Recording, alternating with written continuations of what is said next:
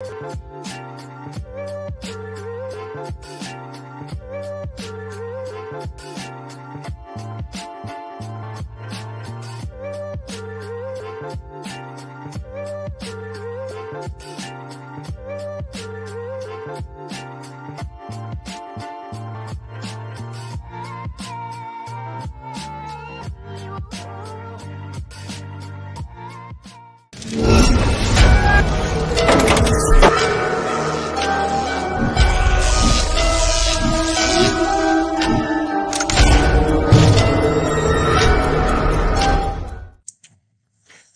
morning, good afternoon, good evening, whatever it is for you. My name is Michael John of Michael John Paranormal Ghost Stories, and I'm your co-ghost host, along with the man of the hour, the man with the power too sweet, to be sour. His name, of course, is Dale Quigley of High Spirits Paranormal. Together, we are the voice of the paranormal, the voice for the paranormal, Windsor, Ontario's own The Paranormal Voice. Welcome to you, TPV Nation. Thank you so much, everybody, for tuning in, joining in, day oneers, liking us, loving us, being a part of this journey with us. Thank you so much. We got a heck of a show today for you. But first, I think, Dale, there's an announcement or two before I get into our guest.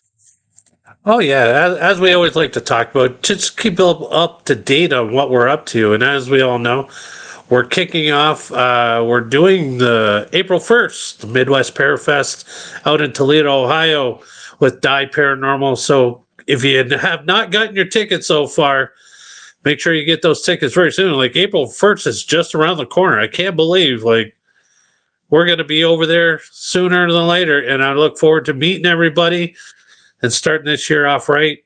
Toledo, Ohio at the Oliver House. So make sure you join us. If you don't have tickets, MidwestParaFest.com. Get your tickets today and join us. We already got a Facebook user. Hi, guys. I'm sorry, I can't see who you are.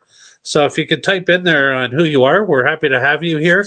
But yeah, no, I've been looking forward to this, Michael, ever since you told me this gentleman is coming on. I'm like, yes, one of our favorite topics right here on the Paranormal Voice. Hi, Sarah. Who? What's the name? Sorry, I'm on the wrong screen. It's Sarah Strickland she works with me at my job. She's very nice. From London, Ontario. Sarah. Welcome, Sarah. Great to have you here. This our upcoming guest right here, right now, live on Windsor, Ontario's own The Paranormal Voice, the voice of and for the paranormal. This gentleman is a speaker. This gentleman is a musician, an adventurer, and an author. I'm going to list off a couple of his books, and I'm sure I'm going to miss one or two, but starting off with the title of the name, Monstro Bizarro. Next one is Lizard Man, the Beast of Boggy Creek. Oh my God. Beyond Boggy Creek, Momo, Sinister Swamps, Boggy Creek Casebook, his latest, Texas Bigfoot. Without further ado, folks, let's bring him in, the one and only Lyle Blackburn. Welcome to The Paranormal Voice. Hey, guys. Thanks for having me. Thank you for being here. Yeah, no, we're great to have you here on board talking about one of our favorite topics here, which is always the cryptid world. Oh, yeah. So, yeah, no. So, like I said, it's been great to have. So let's just kick it all off and introduce you to our fans. Let's get to know who Lyle Blackburn is. So what got you into the cryptid world?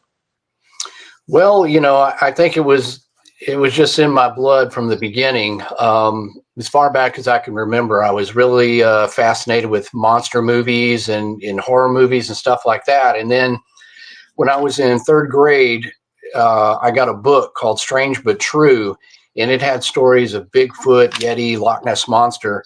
And once I read those, I was like, whoa, are you telling me this quota, like a monster type thing, it could really exist and people are seeing these things? So that was my first exposure. And then, I saw some shows like In Search Of when I was young on television. It talked about cryptids among the other paranormal topics. And I saw a movie called The Legend of Boggy Creek, which came out in the 70s. And it was a movie that dramatized sightings of a Bigfoot-like creature in southern Arkansas, which was only about 3 hours from where I grew up in Texas. So that right there was like, okay, Nessie is in Scotland, that's far away, and the Yeti, of course, in the Himalayas, and Bigfoot was at that time sort of a Pacific Coast kind of a thing. So I always thought, oh, well, I'll never see one of those. But now with the Legend of Boggy Creek, it was like, not only was this a frightening sort of story with eyewitness encounters, sort of dramatizing the encounters like we see on television today, but it was like kind of in my own backyard. And so that really did it. And my father is an avid bow hunter and had me in the woods from as far back as I could literally walk. So I was in those environments, and we had passed through all these small towns and this sort of thing. So all that sort of came together in a fascination that, you just, your whole life, you're into that subject. And then as an adult, I really wanted to, I'm a professional musician as well. And I wanted to write a book. It was something I wanted to do. So I thought, what is my favorite subject? And I thought, The Legend of Boggy Creek. As an adult, I want to research and look into that and see what was true about the movie, what was the backstory. And that's what resulted in my book, The Beast of Boggy Creek, which sort of launched me forward into writing more books and being on television and everything else. And you got a list of A to Z. I mean, to list everything you have in your bio on your website, I wouldn't even be able to have you on the show because there's so much to say about you. My God, it's amazing. I'm going to say hello. We got a comment on the side, Miss Rhonda Hart. She is a loyal fan to the Paranormal Voice. Thank you so much. A member of the TPV Nation, Rhonda Hart. Love you, darling. Thank you for being here. The Boggy Creek movie, The Legend of Boggy Creek, 1972, I believe is what I saw it listed as when it came out. For me, when I was a young man and probably single digit age, I saw it on a local. We're here in Windsor, Detroit area. There's a local channel 20, I believe. It was the Creature double feature, and that's where I saw that movie back in the day. And the thing that scared the bejesus out of me is when that guy is in the bathroom and that hairy arm comes through the window. Oh my friggin' God! Whoa! Right? So that my hair stand up my arm just telling you about it. It was so crazy. People love that scene, and that was based on an actual series of encounters reported at that house, which was dramatized in the climax of the movie.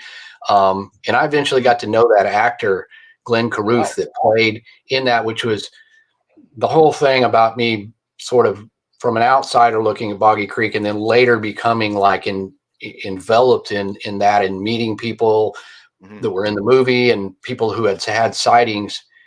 Just became this surreal thing for me. But that scene you're talking about, when I travel around, people come up and will say, man, and I was there with you. That scared me. It just gave me nightmares. It did the job, man, for sure.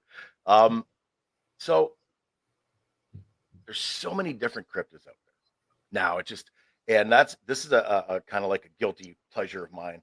I love stuff about Sasquatch. I love stuff about Dogman. I can't get enough of Dogman, but I'm learning, there's other Mothman. Who hasn't heard of Mothman? But lately, in the last couple of months, just coming to light to me, and maybe I missed the boat. Maybe it's been around for decades. I don't know. I'm going to touch on a few of them, but the one I want to mention right now is Pukwudgie. What in the heck is a Pukwudgie?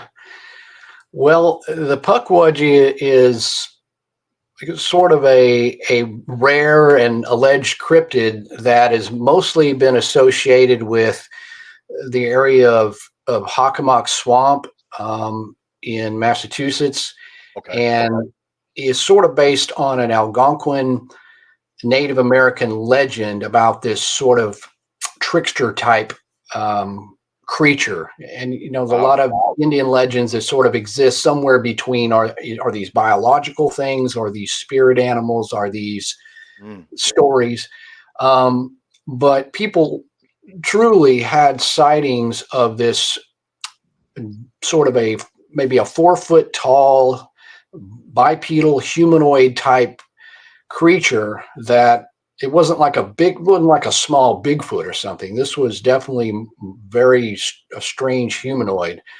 And then because of the Algonquin legends and stuff, Pukwudgie was sort of the name given to it. But some of these sightings are some of those just the most creepy, because it's hard to get a grasp of just what this thing could be. And anything that walks Mm. upright on two legs is kind of creepy because it's, hey, that's our domain, you know.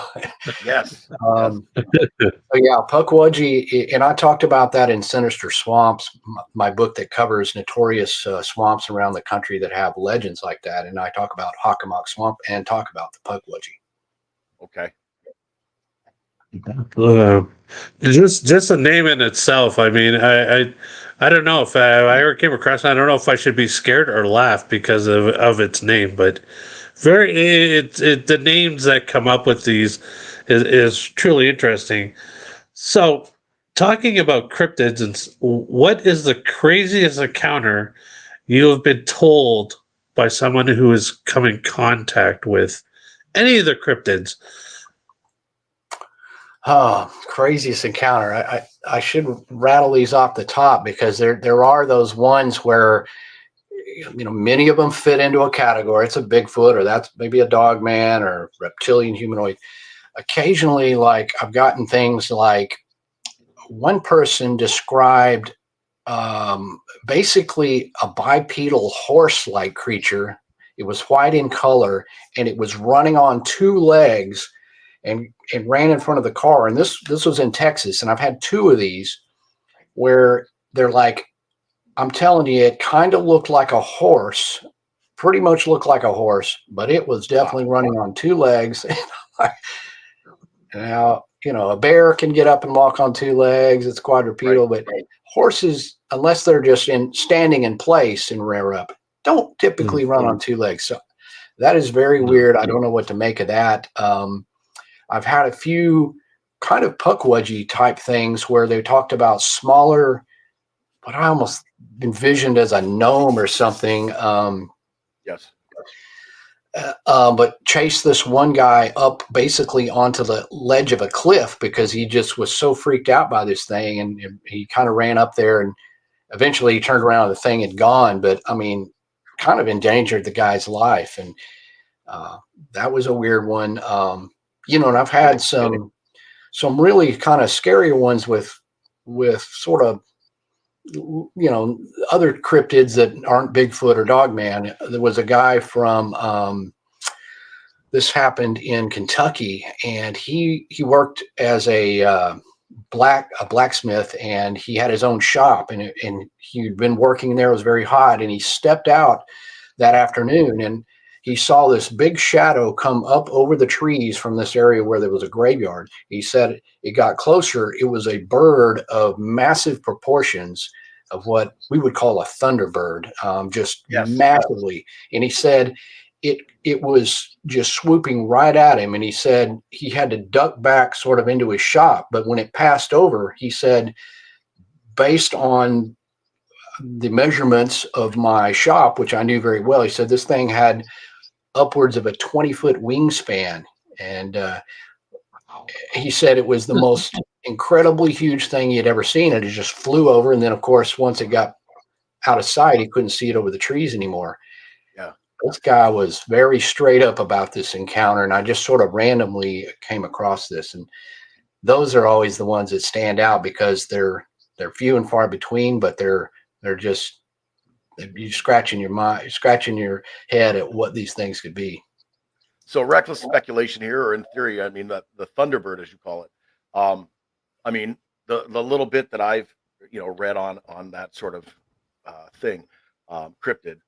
I mean, it could be a pterodactyl or one of those types, right? That's one thing. Or some say it's even. Now, did he mention it? Maybe you mentioned. I'm sorry. Were there feathers on this bird? In this case, yes.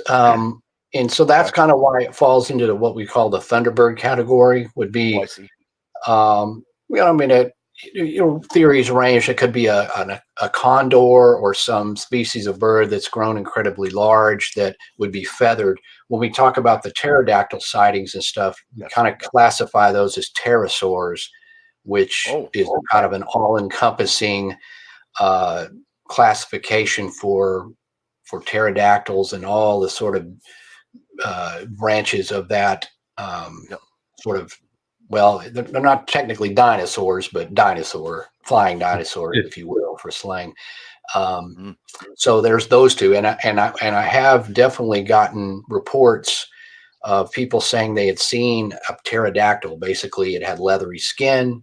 It had this sort of elongated, um, headdress on the head and the beak and the whole thing. And one lady and her Man. daughter were driving in a car in Oklahoma, and this thing swooped up right in front of the windshield of their truck and flew off. So they got a full-on good look at it. And this was two witnesses to interview, which is always better than one. Sure. And so the kid in me was like, man, I want to see a pterodactyl. Yeah. Now, was that Yeah, daytime, no. do you know, or was that during the day, or?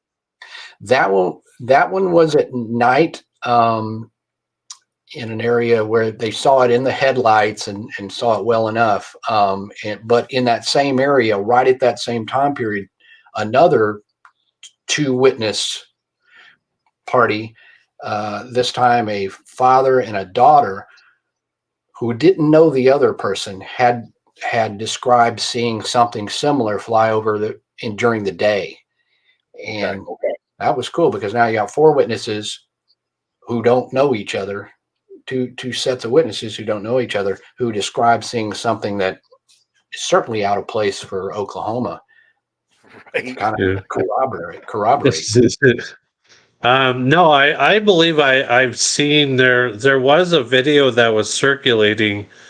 I'd say probably about a year, maybe a year and a half ago. It was taken by a gentleman who was walking out, just hiking through the woods, and for some reason, something caught his eye, and yeah, he from his phone video, it looked like a pterodactyl flying through the sky. It was this big leather-looking bird.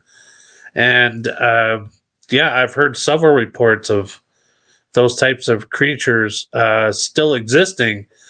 And I mean, but that would be fascinating to see for sure. But at the same time, it's like, no, I watch Jurassic Park movies. I wouldn't want to see what they would do to us today. No. Right. It's kind of a scary proposition if you think about it like that. But yeah, just very hard to explain, because certainly the cataclysmic event that made most of the dinosaurs extinct would have affected this species, the pterosaurs, and everything related to that as well. So it's hard to imagine how something like that could have survived in a sort of a biological way to the present time without being discovered, especially like if it's seen in Oklahoma or whatever. Yeah. Some of these sightings, there was a lot of sightings down on the in this southwest portion of Texas along the Rio Grande River Valley. That, you can say, okay, there's a lot of wide open space out there, and maybe something could be out there. But the more they're seen over other general urban areas, and I've had reports from Pennsylvania and other random places, they're just hard to rectify, really. But again, you got witnesses who are very credible and who believe they saw something fitting that description. So you can't just dismiss it. Oh no, I agree totally, Sue. I mean, with what people are doing nowadays, and being able to retrieve like DNA samples from just about anything nowadays, I wouldn't be surprised if somebody's out there trying to recreate like something that ends up being a cryptid creature that we do see nowadays, that experiment gone wrong type of deal. Well, I mean, yeah, it's certainly a possibility. And as I think in the general field of what we dwell in, we're suspicious of things and conspiracies, and everybody's certainly suspicious of the government, and rightly so. Yeah. That we truly don't know what could be going on, or what they could be doing. We only know what we're being told, publicly. So, but whether they could actually make something like this successful and then somehow it gets out and survives in the wild is another thing. But Mm. Chupacabra kind of fits into that with a lot of theories about, well, we can't make sense of this new strange predator. Perhaps it had come from something that was a man-made experiment or research like you're talking about. Who knows? But those are cool things to think about, and maybe sometime we'll have an answer. And you've written so many books. I mean, and done so many things. But I mean, the fact of all the books you've written, and you're sitting here, and it's like you are an open book. You're a human book. I love this. Anything we talk about, you're like boom, boom, boom. You're rattling stuff off. This is awesome. So thank you. I just wanted to say that. Um, I want to go to the route of Dogman for a minute. Like I said, my guilty pleasure. What can you tell us? Maybe you've had an experience with Dogman yourself. I'm sure you can elaborate on it for our viewers. Go ahead, please. Yeah, Dogman, was, as a cryptid researcher, it's something that was sort of on the radar all along, but in the last 5 years, it's something that's really become popular, and there's really been a surge of reports that people claiming to see this bipedal werewolf-like creature. Whereas when I first came into this, the stories existed, like, for example, the Vider werewolf, which is a Vider, Texas. There was a 1978 case where some people had reported seeing what they described as a werewolf, and the sheriffs went out there and checked it out and all this stuff, and it was in the newspapers. There's others like the Defiance werewolf out of Defiance, Ohio, which was also back in the 70s, where people reported this sort of a werewolf thing. It had actually tried to attack some guys working on the railroad there in Defiance. But those were all old cases. And so as things sort of, in the 2000 and stuff, you started getting these reports of people seeing this. And then, of course, with Linda Godfrey and coming with her book, The Beast of Bray Road, and her subsequent research into all that, that sort of was the hub of, you kind of thought, well, there's the Beast of Bray Road, but now as we see it, there is Dogman sightings kind of everywhere. And I've never personally seen a Dogman, but I know people who have, and interviewed several firsthand witnesses. Some of the sightings were in Texas. I interviewed one guy who had a sighting in Alabama, and he and his brother had been out camping. This one really freaked me out. They were going to cook some steaks or whatever, so they had charcoals and they were getting the steaks done like that. But after that, they were going to throw a lot of wood on the fire, and as they ate their steaks, they could have a little bonfire. So it was getting real dusky, and they had heard something moving around out there, kind of snorting, and he thought it was a deer. So he was out, went into the woods surrounding their camp, grabbing kindling and firewood, and all of a sudden he heard something move, and he said his first instinct was that it would be a deer, and this was about the time of day to see a deer. He looked up, and he said it was this wolf-looking thing standing upright, and it was looking, and it had blood on it. And he said it looked at him, he looked at it, and for some moments there, it was just this frightening, surreal, frozen thing. And of course, fear just overtook the guy, through the wood, ran back into camp, and I guess his brother understood by the way this guy was panicked, and they just took off, and that was it. But when you talk to these witnesses, you're like, you can kind of feel that fear or emotion, and especially if they seem credible,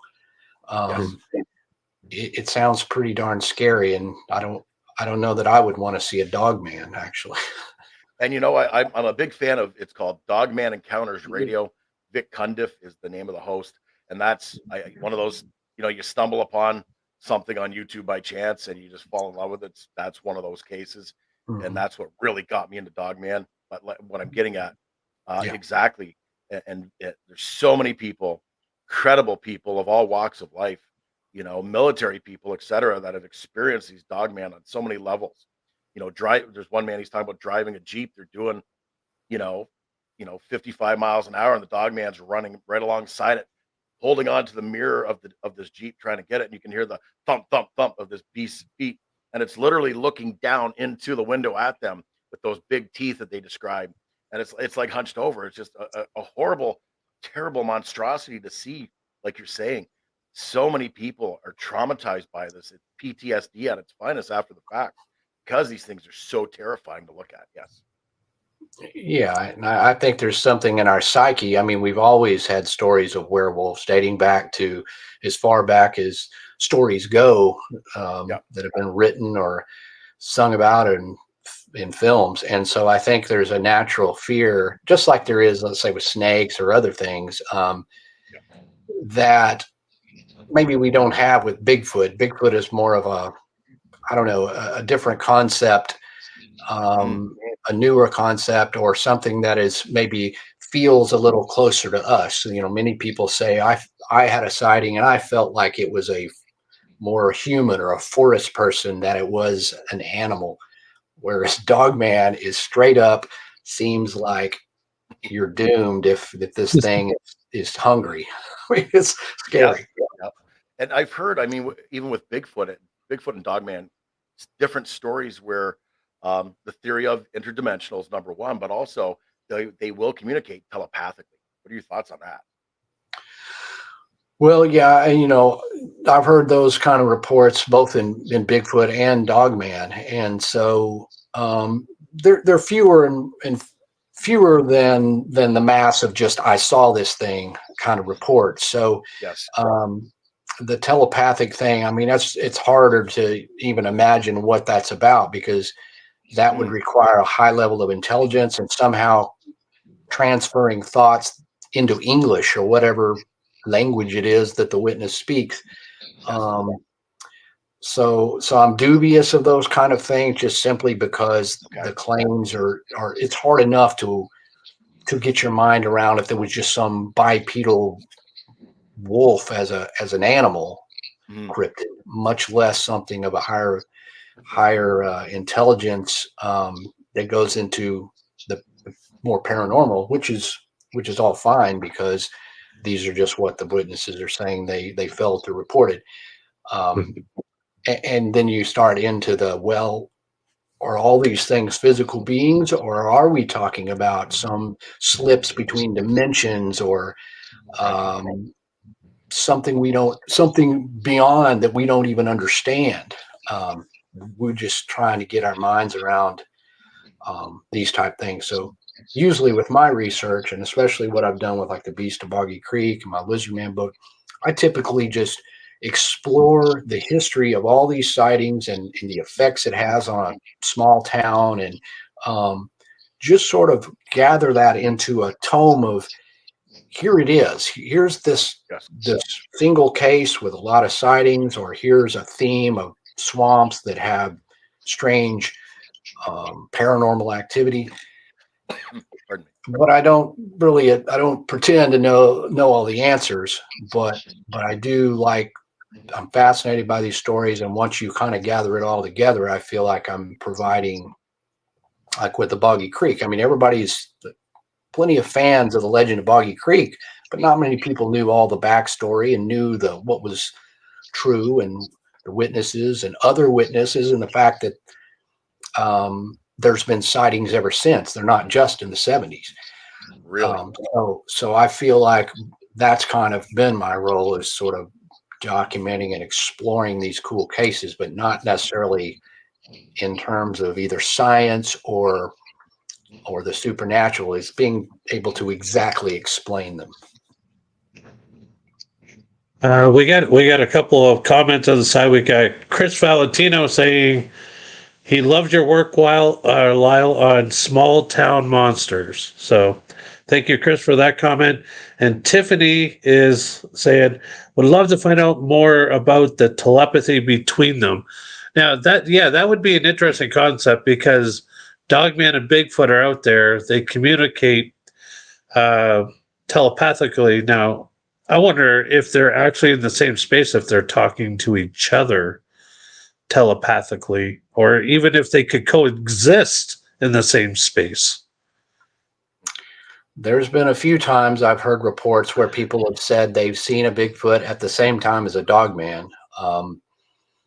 Very, very rare. And so to imagine that there is some sort of um, relationship between the two, other than they just typically are seen in the woods, it's hard to imagine. If they're telepathically communicating, I mean, it's just rolling, compounding a mystery, like trying to say that Bigfoot and UFOs have a correlation, because those are two huge, big, massive things to try to answer. Now we put the two together, um, and there is a trend of just human nature to try to group mysteries together, because that gives us some control and grasp. Just like our minds, when we see shapes, we try to translate those into something we can recognize, or else the world would just overwhelm us. So by putting these things together, um, I don't know if it confuses matters or whatever, but there's really no answer. There's no way we can say, because we don't know what these creatures are thinking or whether they're interacting or not. There would have to be a lot better documentation and sightings and a lot more of that, rather than just the thousands of people who just say they saw them and that was it. Right. Oh, sorry. Those are my. So Oh, I thought you been, so out of all the places you've been and researched, what would you say, and one that you could probably continuously go back to, where is your favorite place to go back to research, or do you have, or is it just like wherever these sightings are happening, you're happy to be anywhere? Well, yeah, in some regard, I'm fascinated by it all, and each place is a new adventure. Usually, the way I sort of focus any sort of research is, if I'm working on a book, it gives me a purpose and a kind of, it's fun to collect the stories and to have a path to go on. So that will take me to, okay, well, I need, if this is about the skunk ape, I need to go to Florida and I need to go to these hot spots, as best I can or have time or afford. So any of that is great. As far as my favorite place, and this kind of comes back to my initial fascination, is the Boggy Creek area, which would be Falk, Arkansas, and uh, Southwest Arkansas. That place just is continually uh, been a place where I've gone, because not only because I've written books about it, and there's always somebody with a new sighting or a witness who said, "Wait, I saw this way back, and I'd like to tell you the story." But the area is beautiful. It's the Sulphur River Wildlife Area is this hardwood habitat bottomlands that's swampy and forested, and it's full of dangerous things, and alligators and venomous snakes, to very beautiful animals and birds and everything else. And I love that environment. And not only that, you could go canoeing in the bayous and camping out there in this awesome area, but you also might have a chance to see a famous cryptid. And it's within driving distance for me. So it's a place where I can go back frequently without having to mount an extended trip. So that's kind of my home base, and always something that I return to. Like, say I go write a book about the lizard man or whatever. Well, I kind of just do that, and then I've done what I can do, and I'll still get reports. Well, hey, I read your book and I saw one of these in Mississippi or whatever. I collect those and log those, but I can't necessarily, okay, well, I'm going to go to Mississippi and look at where this lady saw it. It's like only so much money and time, but Boggy Creek is one I can sort of do that if there's a reason, and I just go up there, and I've got to know so many people in the town and all that, and it's just, that's my return to place uh, that I love. So we have a YouTube channel as well that's streaming along with the Facebook stream. We have a gentleman on there. It's called Well, they're called Bigfoot, Littlefoot, and they're telling you, Lyle, come to Kentucky. That's what they're saying to you for sure. Yeah. Number one. I'm going to go back to the names of some cryptids that are new to me. And I heard you on a podcast. I was going through some of your some previous interviews you had on YouTube, and you mentioned a cryptid called the Vomit. Called, which one was that? The Vomit. The Vomit? Yes. What was I talking? I don't even know what I was talking about. What was I talking about? Varmint? VOMIT, like vomit. I don't even know what I was talking about. Okay, I'll find that. I'll send it to you later just to show you I'm not making it up. Yeah, I will for sure. Yeah, I vaguely remember that, and I think somebody was running something by me, but yeah, I don't know. That's like the time somebody told me I was on this show. I think it was on HBO. Yes. And what's the name of that show? It's one of those shows where some guy goes through a bunch of news clips, or whatever. Yes. And they had a clip they were talking about Texas, and there was a clip of me, and I said, you know what we say down here in Texas, that ain't no polar bear. I don't know where that came from. I know what show it was, but I don't even remember saying that, or if it was ever on Strange Evidence. I have no idea if that aired on that show. I've never seen the episode. I was like, what was I talking about? Polar bear. You know what we say in Texas, I don't know what the vomit is. No, that's so. You did mention, I believe the term was stink ape. This is a new one to me. I've never heard this one. Skunk ape. Sorry.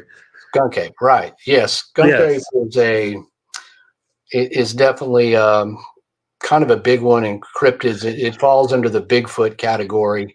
And essentially it's a regional name for Bigfoot. Like some people might call the Boggy Creek monster, but essentially it's a Bigfoot that lives in Arkansas. Skunk ape is known to be a Bigfoot-like creature seen in Florida, and some people in like Georgia will refer to skunk apes, and somewhat in the general South they'll call Bigfoot skunk apes, and it's derived from the perceived odor of these creatures because.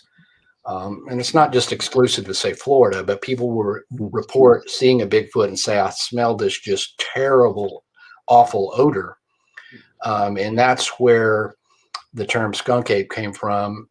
And I researched it to try to figure out the first use of that term. I could go back as far as 1971, where there's a definite documentation of somebody calling a Bigfoot-like creature a skunk ape. So, but it's kind of become its own category of cryptid in a way. It's like you got Bigfoot, you got Yeti, you got skunk apes.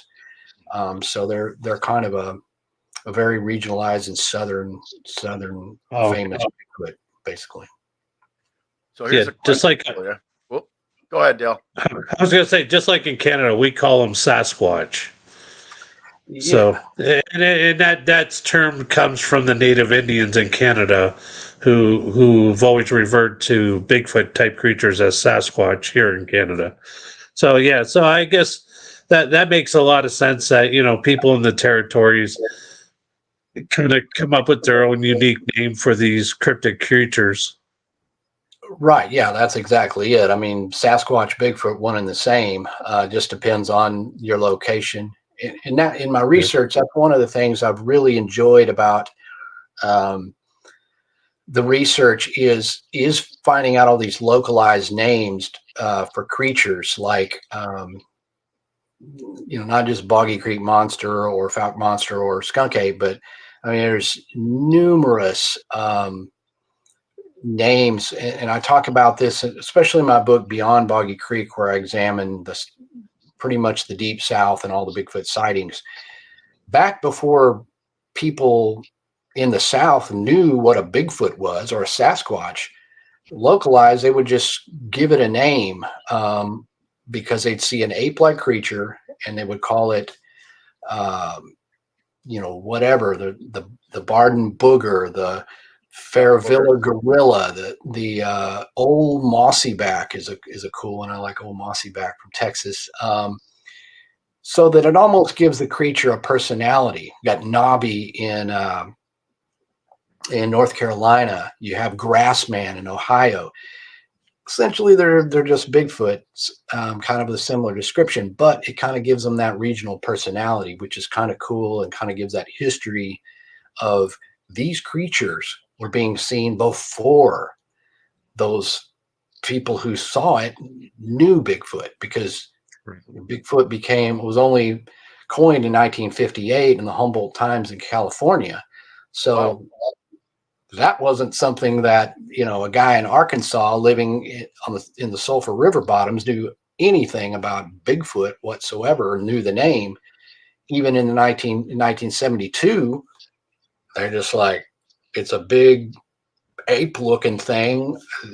We don't know. They didn't immediately think Bigfoot. So that kind of gives it some backstory and credibility that people were seeing this before they had sort of Bigfoot on the brain, if you will.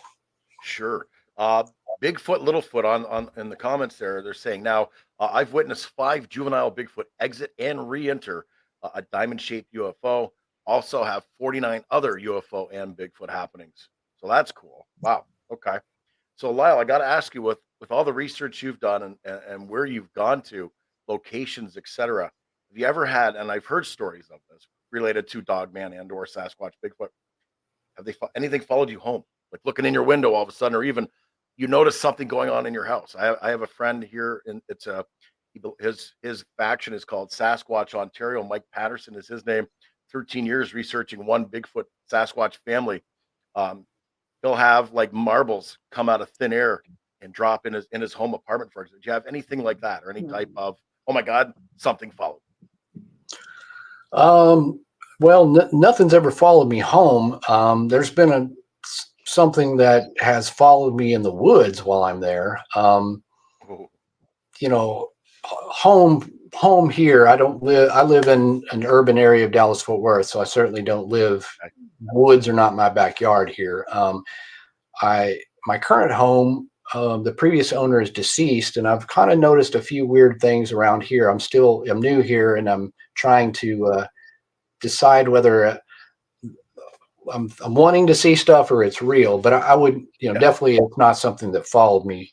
It was something that, if anything, that was here before. But cool.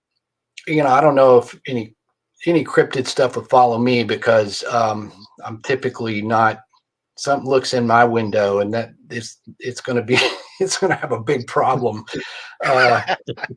I'm too hard to tell you. Like I said, I grew up hunting, and not to sound like I'm more brave than any of your next guy, but sure. I just kind of don't observe those kind of things. But yeah, definitely when I've been in the woods, there was one occasion when we were in the Boggy Creek area along Mercer Bayou. Me and a late friend of mine, we often would canoe out late at night, midnight or whatever. You could canoe down these channels and just get really way back there where literally no one is. There is no humans out there.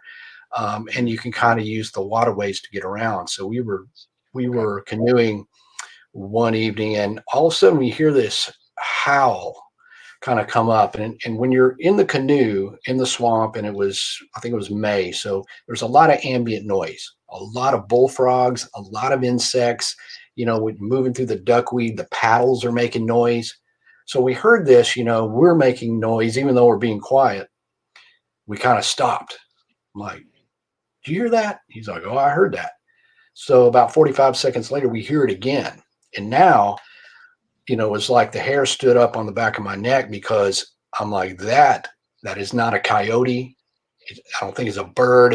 It's nothing I have heard. And I've heard a lot of stuff. Foxes make weird noises, bears, cougars, all that stuff. Mm-hmm. This was this howl, growl, really bizarre sound. And so, of course, you're thinking immediately, holy, this could be the Fouke monster we're hearing. Yeah. About 45 seconds later, it did it again. And by now, we're definitely like, I go, either that's the weirdest, scariest coyote ever, or that's, he said, dude, not even. We were both sure that that was something we couldn't identify. And it kind of sounded like a lot of the Sasquatch vocalizations Okay. that I've heard. Well, by the time we got the recorder out and so forth, and of course, it didn't make another sound. We sat there and we're kind of excited and start talking. Eventually, we've been out here so we decided to canoe back, and we're kind of talking, I guess, making more noise than we were going up. Yep.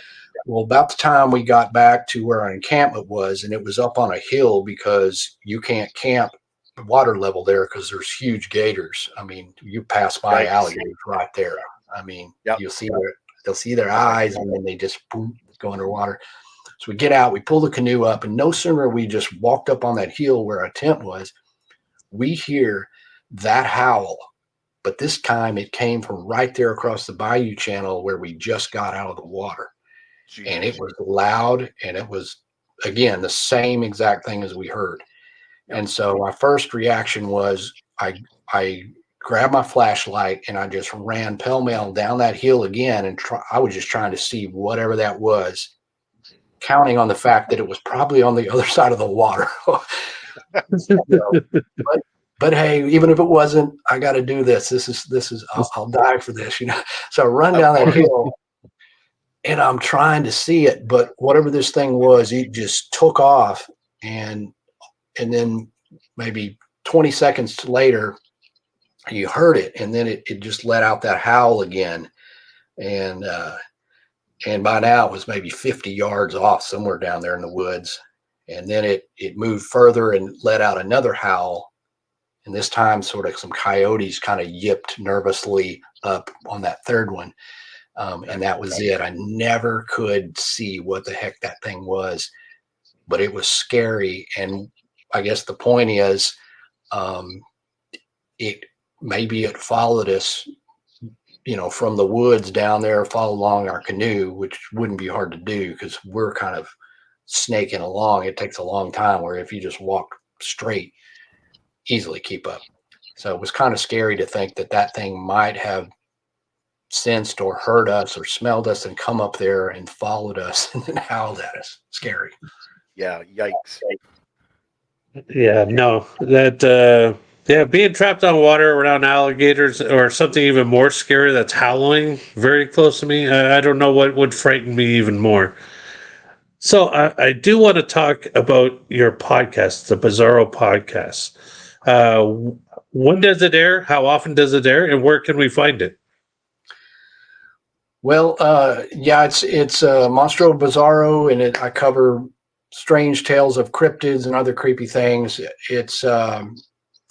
I usually have one every month, and it's available anywhere podcasts, Spotify and Amazon, and anywhere you can get podcasts, I guess. I wasn't able to do one last month, and then sometimes that whole thing has been a problem because I'm already busy with a full-time band job and a full-time research writing book thing. So I was working on the podcast, but I couldn't put one out last month. So suffice to say, it's probably a bit infrequent as I try to juggle things, but it's been fun, and people have, gotten really good feedback from it. So it's something I try to put together, but it's not like an interview one. It's like a produced, I narrate this like I do the Small Town Monsters movies, where it's a narration. I tell a story, and it's got sound effects and all kinds of cool stuff. So it takes a while to produce. So now I'm gonna go to your books right now. I just want to list the titles. So the first one I have here in front of me, Monstro Bizarro, named after your podcast, an essential manual of mysterious monsters. Our next one we have from you, Lizard Man, the true story of the Bishopville monster. The Beast of Boggy Creek, that's the true story of the Folk monster. Hope I said that right. Beyond Boggy Creek, in search of the Southern Sasquatch. Momo, the strange case of the Missouri monster. Sinister Swamps, which is a list of monsters and mysteries from the mire. Pardon me. Boggy Creek Casebook, which is the Folk Monster Encounters, 1908 to present. Wow. And last but not least, we have Texas Bigfoot. That's history, legends, and modern encounters in the Lone Star State. Now, that's quite a list of books. That's amazing. All the work you've put into this, Lyle. I admire you for that. And you're who you are because of all this you've done. Where can everybody that's interested watching right now, anybody watches this stream later on that will watch it, of course, where can they get your books? Well, of course, you can get them on Amazon, and you can also get them directly from me at my online store. If you go to lyleblackburn.com, those will Okay. come autographed, and I've got other things in my online store. But yeah, on Amazon, you can get them in paperback, hardback, ebook, and also audiobook now. So just Nice. choose your format, and I appreciate anybody who supports that. I guarantee you it'll be an entertaining read or listen, however you go about it. Do you narrate that as well? You narrate your books? I did not actually. It would seem natural that I would, but it is sort of like those books are on a publisher, and sometimes they just do the audio books without me being involved. But Right. there's only so much time in the day, so I never No could get that. kidding. But I'm going to try to do some of my other books where I actually do the audio book myself, because it would, I think, be the best way to do it. Absolutely. So, on behalf of all this research you do in book writing and podcasting, you are also a musician. Tell us a little about your band. Tell us a band name. Where can we find that music? Because everybody loves music. So, I mean, you're just so well rounded in the entertainment. Right.